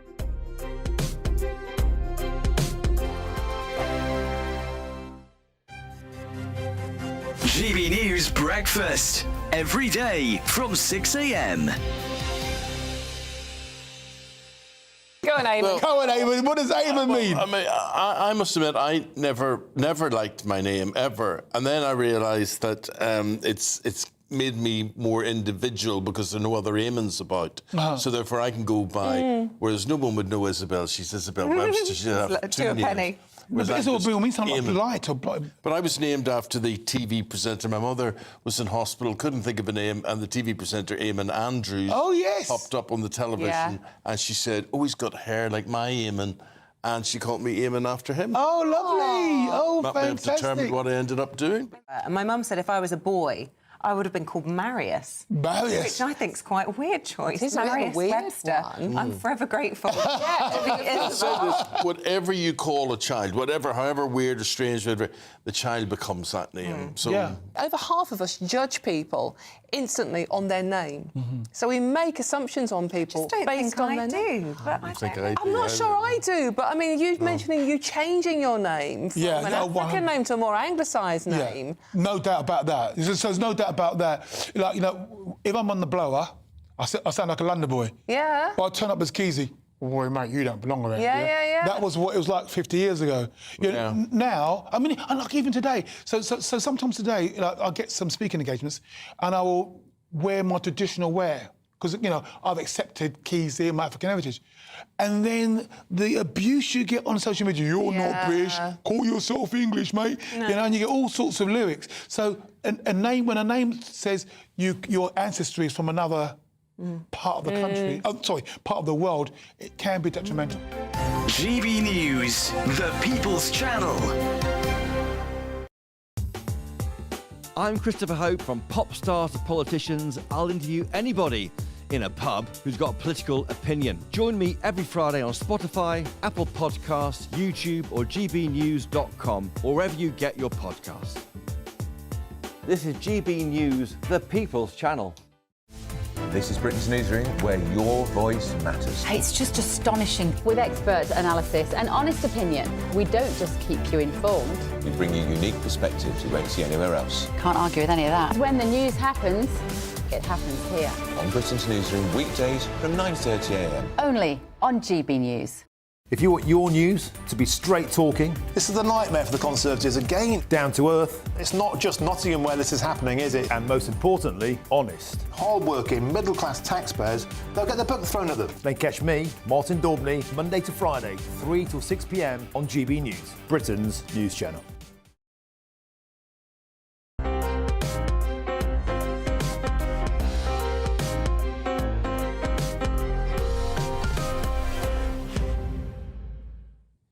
Welcome back to Sunday with Michael Portillo. Yesterday, the magnificent Notre-Dame Cathedral reopened following a fire which damaged it badly 5 years ago. To celebrate the successful reconstruction, heads of state flocked to Paris to take part in an official ceremony with President Emmanuel Macron. The president will be hoping for a similar kind of phoenix-like recovery in his political situation after Prime Minister Michel Barnier was ousted by a no-confidence vote this week. The president is expected to name a new prime minister shortly. Well, with me now is the former French diplomat François-Joseph Chichane. Welcome to GB News. Thank you. First of all, if I may congratulate you as a French person on the reopening of Notre-Dame. I mean, it appears absolutely spectacular. It looks like a wonderful job has been done. It's so important for French heritage, and I would argue for world heritage, to have this magnificent building restored. Yes, absolutely. I mean, it's a remarkable achievement to have done that in 5 years. And I mean, what a joy yesterday seeing the images of the cathedral being like in pristine conditions.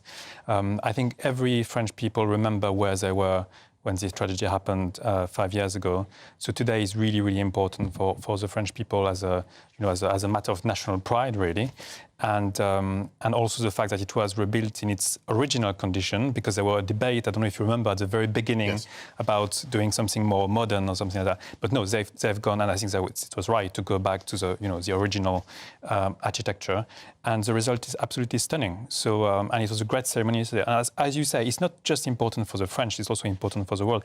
And I think the ceremony yesterday really demonstrated that, because we had a number of heads of state and government coming, Donald Trump coming for his first trip abroad, in effect, since the election. And that demonstrates the attraction that this great monument has on beyond French borders, beyond European borders. It means something to the world well beyond Paris and France. So that's a really important thing. We're seeing it now completely clean. And it's quite an interesting reflection that since it took 100 years to build, by the time it was finished, the first bits to be built would already have been dirty.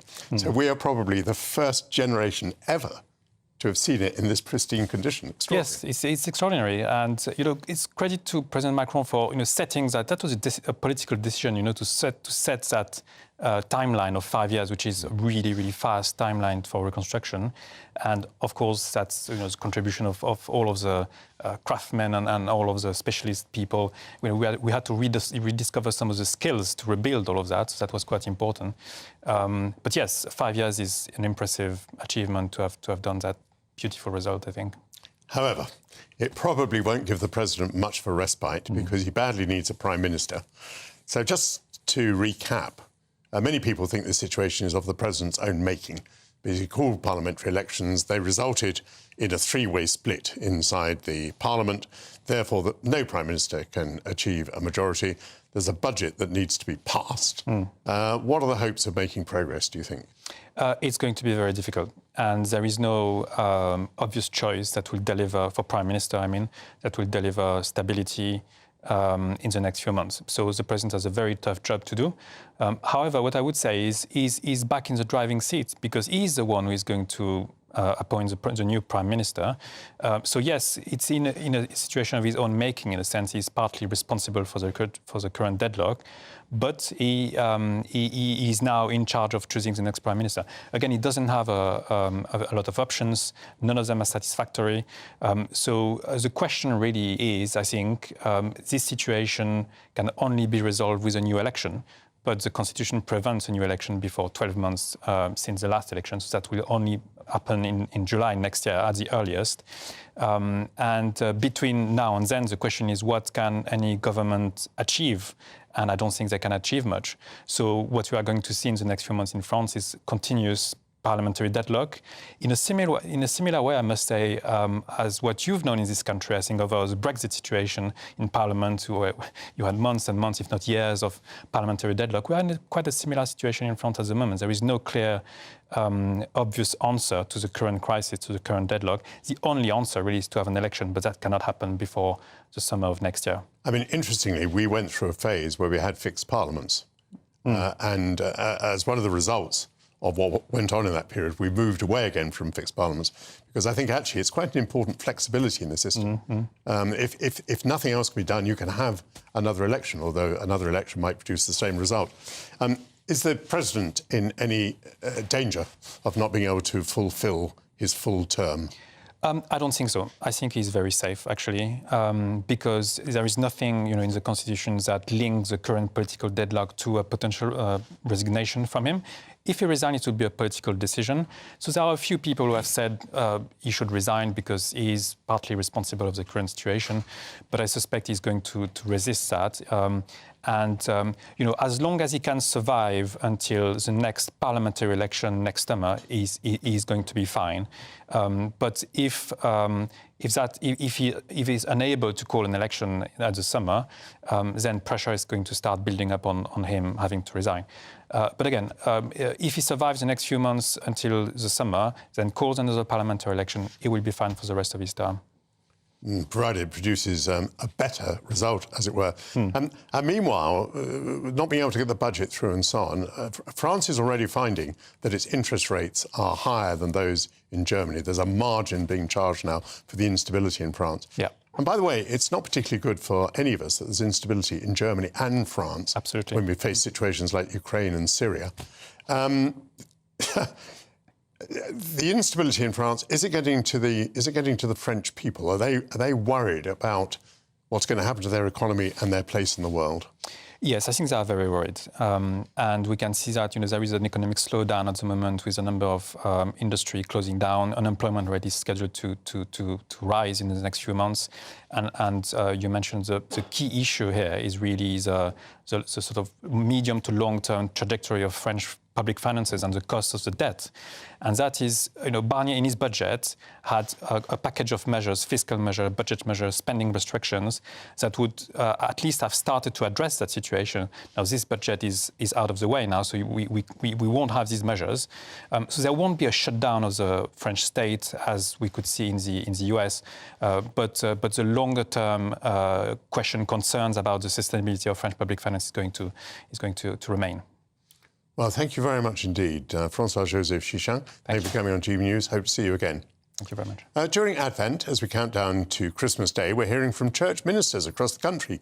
Each day, each one has a special message for you to celebrate the festive season.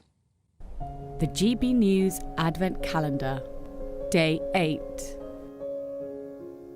Advent is a time of waiting in anticipation to celebrate an extraordinary event that took place just over 2,000 years ago. Waiting in anticipation is something we do often in life. Maybe we're waiting to enjoy the holiday we've been saving up for, or waiting for that email to come through telling us we've been successful in our job application, or waiting to open up the Christmas presents come Christmas Day. The stronger our wanting and longing, the greater the intensity of our anticipating and waiting. Which raises a question: do you know what you most want and long for? In a world full of marketing and social media influencers shaping our every desire and telling us what we should have, what we need to have, and what we are to experience and how we are to live, do we know what we truly want? Have we lost the ability to know the deepest longings of our hearts? As we approach the celebration of Christmas, we're reminded that Jesus Christ came down to earth as God in the flesh. It reminds us that the human soul belongs to God and was created for God, to enjoy God now and forever when Jesus returns. This is Emmanuel, God with us. You can see all of our special Advent messages as Christmas approaches by visiting gbnews.com/Advent. Up next, I'll be sampling some cocktails and mocktails as we begin part one of our special Taste of Britain double bill. But first, your news headlines with Sam Francis.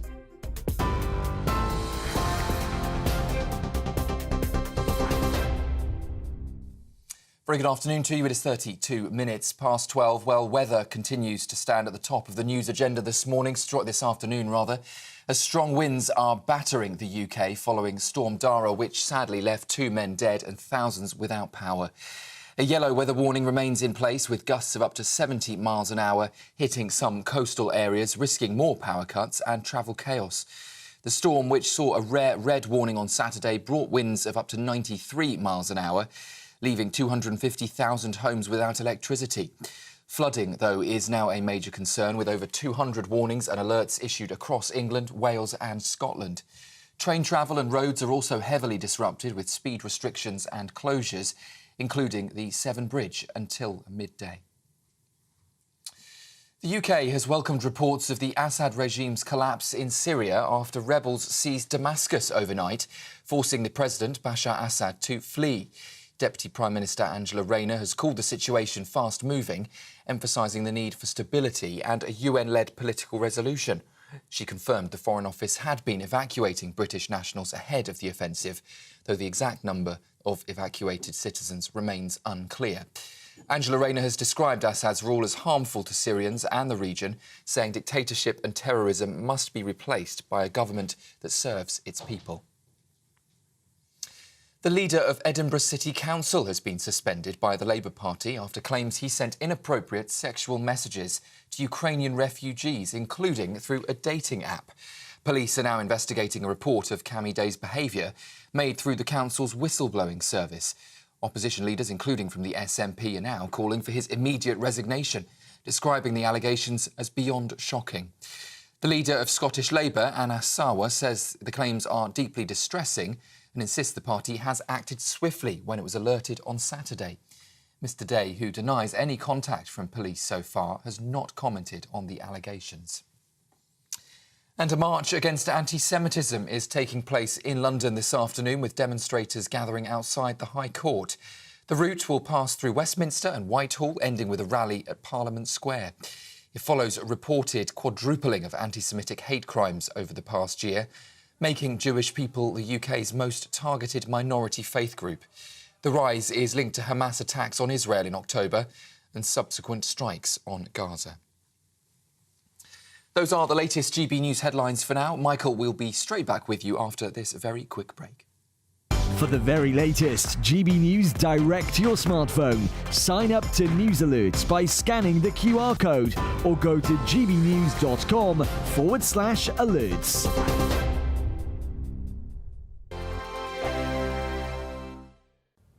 Hello, welcome to a GB News weather update from the Met Office. Storm Dara will be clearing its way southeastwards with the winds slowly easing before higher pressure builds as we start the new week. So this is Storm Dara clearing its way southeastwards, but you can see still we hold on to a real squeeze in the isobars, indicating a very windy day to come. There is a yellow weather warning in force for winds, gusts 35-45 miles per hour, perhaps 60 along the exposed coast. And it's a damp day across eastern parts with outbreaks of rain. Could turn quite heavy at times. Further towards the west slow, though, that's where we'll see some sunny spells developing, but a cold feeling day for all of us, especially when exposed to that northeasterly wind. So as we go through Sunday evening and into the overnight period, clear skies are further towards the west of Scotland. There will be a few showers around across the south and east. Across Northern Ireland, temperatures will quickly fall away underneath the clear skies and the lighter winds. But further towards the east, especially across central parts of England and towards the southeast, a damp evening to come with outbreaks of rain that could be on the heavy side. So as we go through Sunday evening and overnight, clouds spilling further towards the southwest with showers, especially across the southeast. But for most of us, actually, it will be a largely drier night with clear skies, especially across Northern Ireland and Scotland. And here temperatures quickly falling away, so we'll wake up to a touch of frost on Monday morning, further towards the south, lows of 6 or 7. So as we start Monday, the winds will be easing, still quite brisk though, especially across the south. Many places seeing a drier picture. There'll still be a few patches of rain here and there, but plenty of sunshine across Northern Ireland and Scotland too. Here, still a cold feeling day, but further towards the south, highs of 8 or 9 degrees. Bye-bye. Why go out on a Friday night when Friday night comes straight to your home? Talking about? Join me and my A-team of top pundits. Chemistry tonight is electric. As we tackle the big stories of the day with wit, insight and fearless energy. Man of the people. It's all vibe. Just a filing cabinet on wheels with a tie on. So, order in Friday Night Live with me, Mark Dolan, every Friday at 8, only on GB News, the People's Channel, Britain's news channel. Good Afternoon Britain isn't just about us. The wonderful thing about this programme is it's about everyone watching. It's an interactive programme. Well, there absolutely is something to see here, and we're going to be talking about it more. Whether it's breaking royal news, Will, please bring us up to date, or indeed a particularly punchy speech in the House of Commons. Very, very curious. We bring it to you live, and then we bring you live reaction as well. That's Good Afternoon Britain, weekdays from midday. Only on GB News, the People's Channel, Britain's news channel.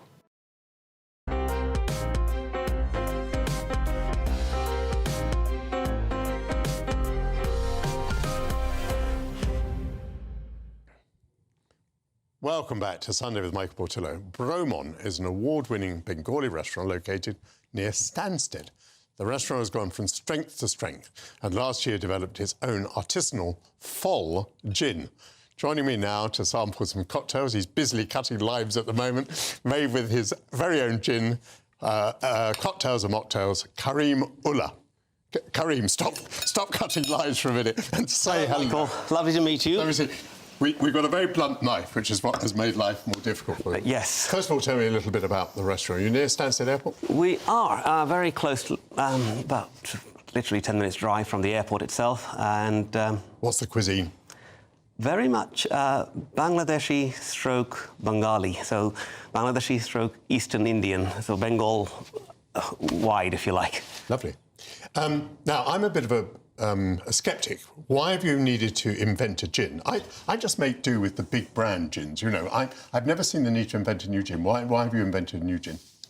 We actually trialled a cocktail which worked really well, and then we wanted to actually work with the brand of gin that we made the cocktail with.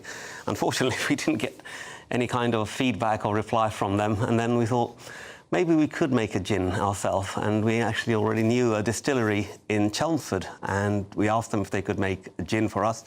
And they did. Basically, they just said, "We'll have a go for you, Karim, and see see whether you like it or not." A lovely, fragrant. Well, thank you. Thank you. It's got so many different spices, and also it has botanicals, and then it's distilled with a very special citrus fruit from Bangladesh, which is called a Jara Lebu.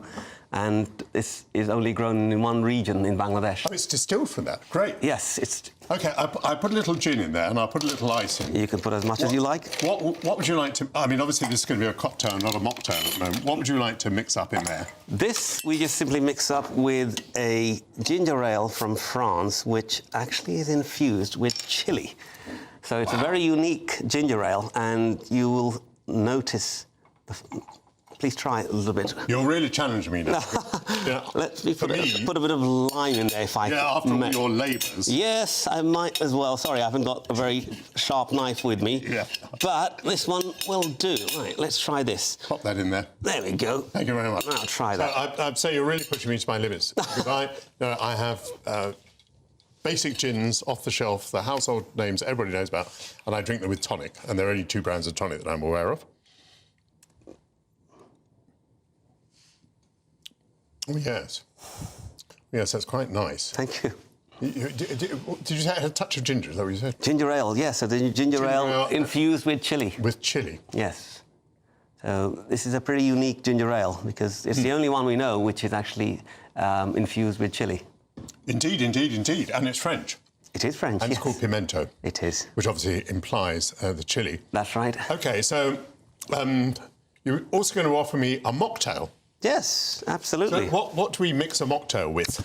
This is the most simplest mocktail you will ever make. OK. All you need is just some ice.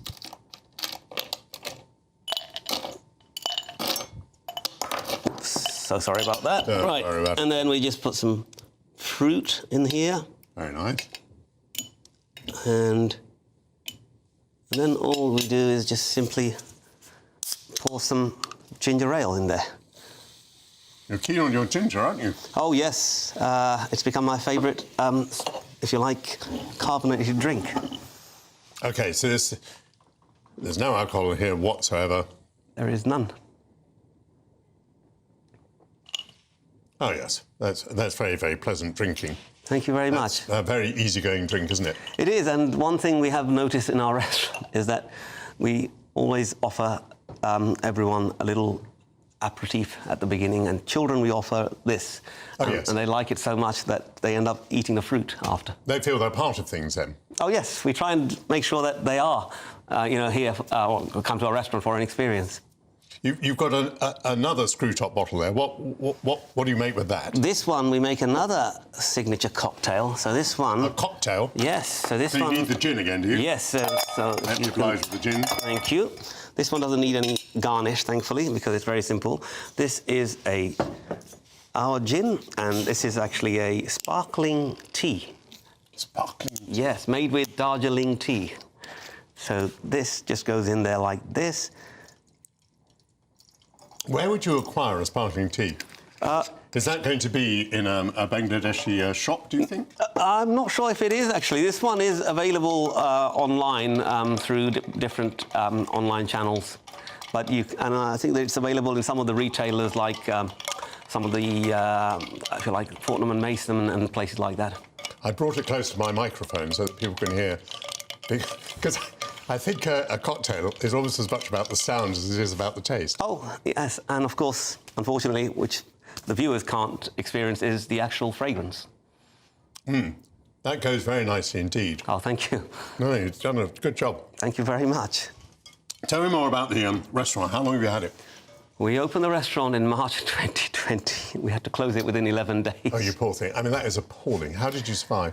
We just worked incredibly hard to provide people with some food to eat at home, some really delicious food, and it allowed us to build our brand. As the pandemic went on, that began to happen, didn't it? That you could think about what you could do. You could deliver food to people. But my goodness, the first days were absolutely appalling, weren't they? They were horrendous because it was our second week and it was our second Friday, and we were looking forward to a good weekend. Friday, Saturday, and Sunday was Mother's Day, and sadly, everything just came to a sudden stop, and it was a bit dazing. Actually, I was dazed for a few days, thinking, what have we done? We've just opened a restaurant. God knows how we're going to get through. You're still here. It's called Bromont. That's right. What village is it in? Or town? Stansted Mount Fitchett. Oh, Stansted Mount Fitchett. Yes. Very good. And obviously, you are a specialist in cocktails and mocktails. I'm not sure about that, but I'll try it very hard. Carrie Muller, lovely to see you. Thank you so much. In the second part of my Taste of Britain double bill, I'll be joined by the Great British Menu contestant and Michelin star chef, Tom Shepherd. That'll be next. This is Sunday with Michael Portillo, only on GB News. Thank you so much. This is GB News, Britain's news channel. The BBC has been branded jaw-achingly stupid, not by me, by the way, over its decision to cast black and ethnic minority actors in the historical drama of Wolf Hall. Now, is this a forward-thinking idea or nonsense? And are we rewriting history? Henry, I mean, the Tudors were real-life people. They were pretty much white. Well, some of these shows depart so much from historical context anyway that maybe it doesn't make any difference. But I think just generally we've got a problem in this country with portraying history in its correct sense. You can't change history. And I think it's about the motivation. If the motivation is to sort of to some sort of, you know, to make a political point, then I think it's wrong. What I find kind of tedious about people finding this instant jaw-droppingly stupid, Jesus was portrayed by somebody who's half Slovak and half Irish. Moses was portrayed in the Exodus by an Englishman. So, you know, same with Anne Boleyn, you know, was portrayed by Natalie Portman, who was Jewish. So if this is the one thing that's getting people angry, then there's something deeper within that rage, because I think Hollywood's been doing that, where people... When you say something deeper, do you think there is a hidden racism and people are complaining about this? Well, I think for some, maybe yes. I can't speak for everybody because this news dropped today. I don't know why they are thinking that it's egregious, but there absolutely must be some underlying racism if this is the only one that you're upset about. GB News, the People's Channel.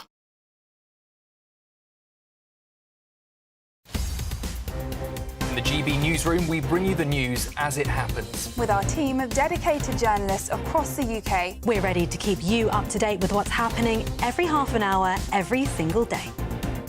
Bulletins here on GB News, the People's Channel, Britain's news channel. Join me, Nana Okoye, for an informative, interactive news programme with a difference. It's fun. No, you didn't say that, though. I'm so surprised. I think there's an element of truth to that. Join me from 3 p.m. every weekend, only on GB News, Britain's news channel.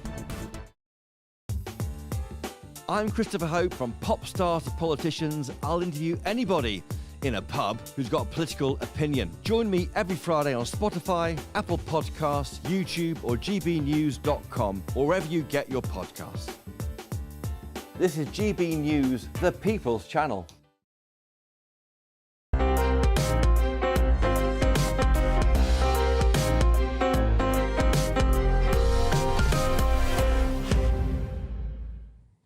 Welcome back to Sunday with Michael Portillo. Tom Shepherd has worked at some of the country's very best and most successful restaurants.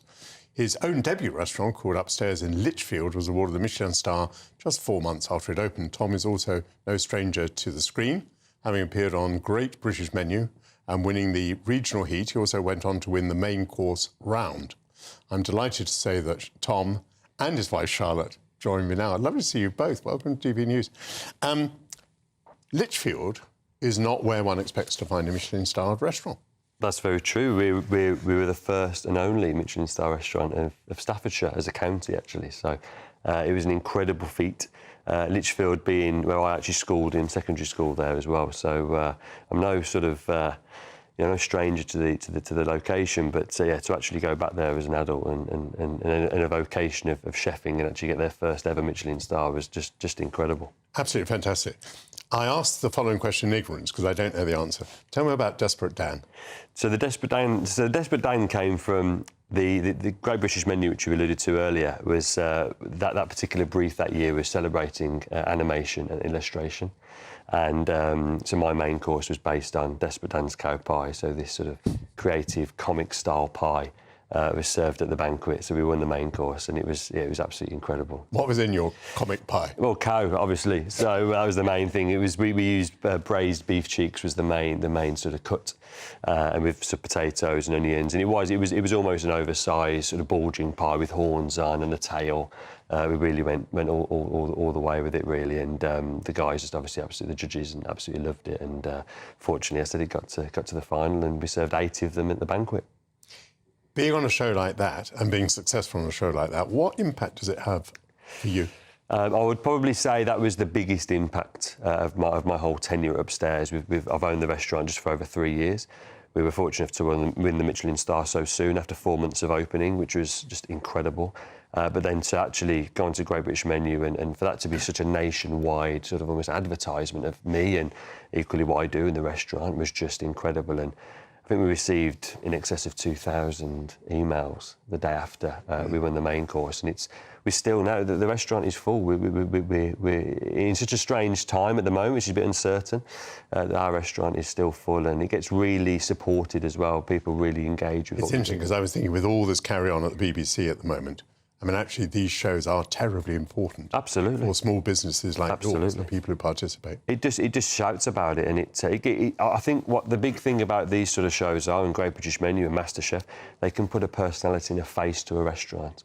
You go out for food. You don't go out to meet the chef. You don't go out to, see what their personalities are like. You go out there to enjoy food. If you can match a personality to that, I think that's when it all of a sudden becomes a more of an interesting commodity.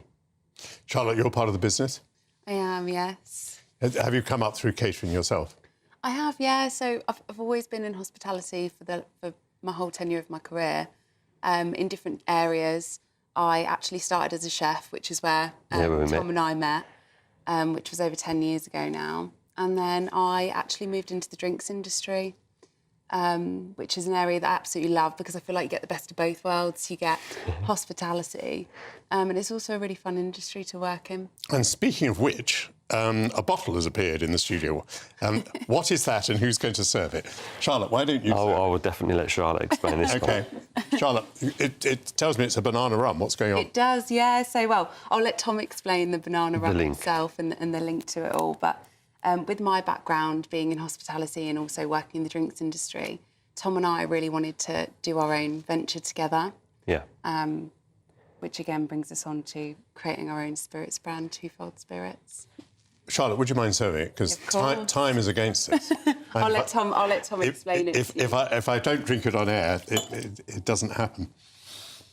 Ooh, very strong smell of banana. Yeah. Fantastic. Take a sip. It's lovely. We are beginning to run out of time. You said you got your Michelin star, fortunately. I think that's what you said. I did, but yeah, so quickly. It's hard work that does it. It's hard work.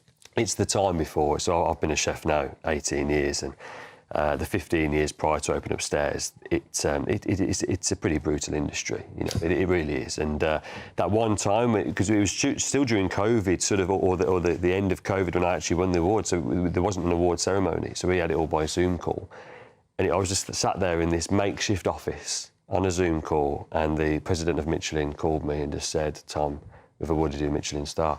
And that one moment just validated every sacrifice they ever made in this industry, validated right there, and I cried. That's a fabulous speech, Tom. A very nice way to finish off. Thank you. It's the restaurant's called Upstairs, and it's in Lichfield, which is in Staffordshire, and it's the only Michelin star in the county. That's it. Thank you, Tom. Thank you, Charlotte. Thanks to all of my guests for joining me this week on Sunday with Michael Portillo. It's a true honour to have you with me each week. I'll be back next week for another festive outing, but please don't go anywhere because next is The Weekend with Dawn Neeson, and it's certainly worth staying with GB News for that. See you next Sunday. Bye.